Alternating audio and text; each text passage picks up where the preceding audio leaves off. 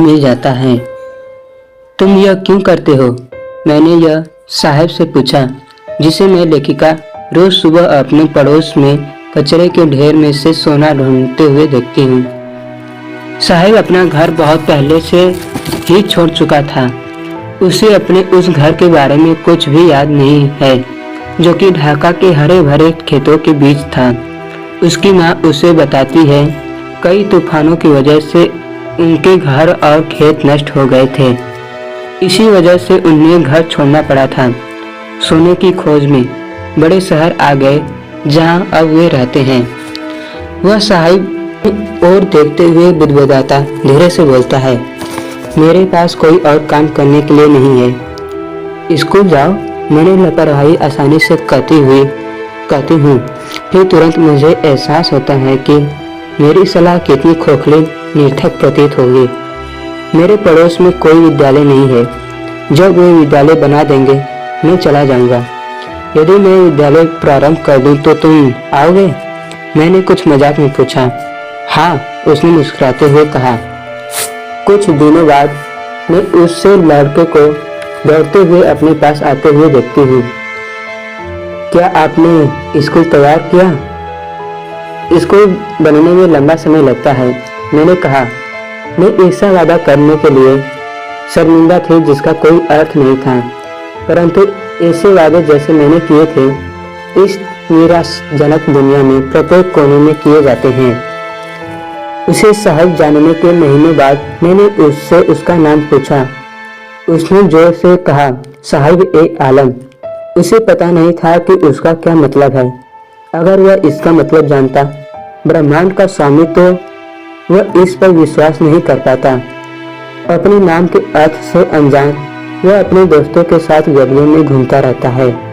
नंगे पैरों वाले लड़कों की सेना फौज, जो कि सुबह के पक्षियों की भांति प्रकट होती और दोपहर होते ही गायब हो जाती। महीने बाद में उनमें से हर एक को पहचानने लगी थी। तुमने चप्पल क्यों नहीं पहनी है? मैंने एक से पूछा। मेरी माँ ने ताक पर से उतार कर दिया ही नहीं, उसने सरलता से उत्तर दिया। अगर वह दे भी देती तो यह उन्हें फेंक देता। दूसरा लड़का बोलता है, जिसने बिना मेल के जूते पहन रखे थे। जब मैंने इस पर टिप्पणी की तो वह अपने पैरों को जमीन पर घिसने लगा और बोला, कुछ नहीं, मुझे जूते चाहिए थे। एक पैरों को जमीन पर खींचते लगा और बोला, कुछ नहीं, मुझे जूते चाहिए। एक तीसरा लड़का बोला, जिसने अपने पूरे जीवन में कभी जूते नहीं लिए थे। देश भर में घूमते हुए मैंने कई बच्चों को शहरों में गांव की सड़कों पर नंगे पैर देखता हूँ। इसका एक ही स्पष्टीकरण दिया जाता है कि पैसे की कमी नहीं, बल्कि नंगे पैर रहने की परंपरा है। मैं हैरान हूँ कि क्या यह गरीबों की चिरस्थायी स्थिति का वर्णन करने का बहाना मात्र है। मुझे एक कहानी याद है जो मुझे उदीपी के एक व्यक्ति ने एक बार सुनाई थी। जब वह एक छोटा लड़का था, तब वह स्कूल जाते समय एक पुराने मंदिर के पास से गुजरता था, जहां उसके पिता पुजारी थे। वह थोड़ी देर के लिए मंदिर पर रुकता था और एक जोड़ी जूते के लिए प्रार्थना करता था। 30 वर्षों बाद मैं उसके शहर और मंदिर गई, जहां अब वीरानी छाई है। पिछले आंगन में, जहां की अब में पुजारी रहता है, वहां लाल और सफेद रंग की प्लास्टिक की कुर्सियां थी। एक लड़का स्टेली वर्दी, मोजे व जूते पहने हुए भागता हुआ आया और उसने अपना स्कूल का बक्सा फोल्डिंग प्लंग पर फेंक दिया। लड़के को देखते हुए मुझे अन्य लड़कों के द्वारा देवी से की गई प्रार्थना याद थी, जब उसे आखिरकार एक जोड़ी जूते मिल गए थे। मैं उन्हें कभी गुम न होने दूं। देवी ने उसकी प्रार्थना स्वीकार कर ली थी। अब युवा लड़के पुजारी के बेटे के समान जूते पहनते थे, लेकिन मेरे पड़ोस में कचरा इकट्ठा करने वाले बच्चे अब भी बिना जूते के थे। नंगे पैर कचरा इकट्ठा करने वाले से मेरी जान पहचान मुझे सीमापुरी ले गई, एक स्थान जो कि दिल्ली की सीमा पर है, लेकिन अगर देखा जाए तो यह वहां से मीलों दूर है। यहाँ रहने वाले लोग अवैध निवासी हैं जो 1971 में बांग्लादेश से आए थे। उन्होंने वहां कब्जा किया था। साहिब का परिवार उनमें से एक है। सीमापुरी उस समय निर्जन स्थान हुआ करता था। अभी भी ऐसा ही है, लेकिन अब खाली नहीं है। मिट्टी के घर, उनकी छतें टीन और तिरपालों की है, जहाँ न सीवर है, न नालियाँ है और न ही निकासी, न ही जल निकासी। वहाँ 10,000 कचरा इकट्ठा करने वाले लोग रहते हैं। वे यहाँ पिछले 30 सालों से रह रहे हैं, बिना पहचान के, बिना आज्ञा के। लेकिन राशन कार्ड है, जिससे कि उनके नाम वोटर लिस्ट में जुड़ जाते हैं और वे अनाज खरीद सकते हैं। जीवित रहने के लिए पहचान से ज्यादा आवश्यक भोजन है। दिन खत्म होने पर यदि हम अपने परिवारों को भोजन दे सके और बिना पेट के दर्द, भूखे पेट के सोने जा सके, तो जो हमें अनाज नहीं देते उन खेतों के बजाय हम यहाँ रहना चाहेंगे। फटी पुरानी साड़ियाँ पहनने स्त्रियों के दल ने मुझे कहा।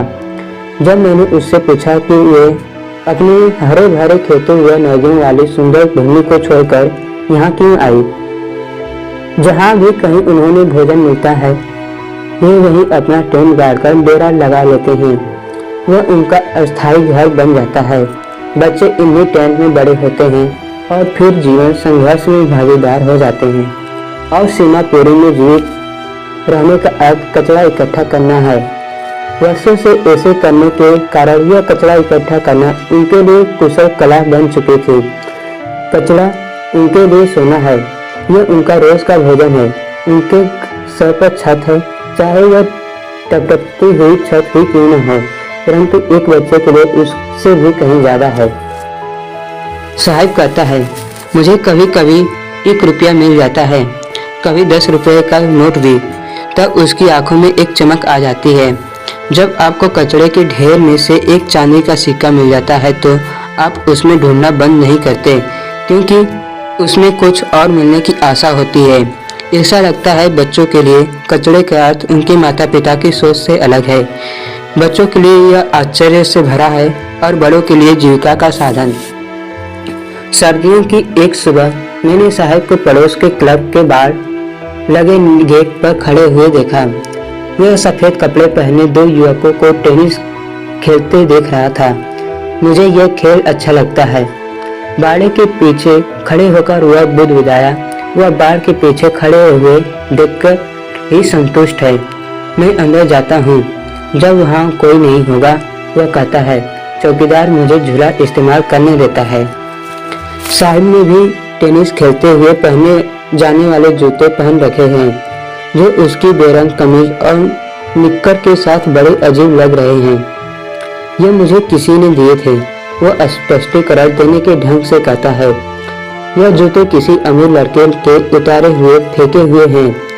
उसने उन्हें इसलिए पहनते हैं कि इनकार कर दिया, क्योंकि उनमें से एक जूते में छेद है। उससे उसे फर्क नहीं पड़ता।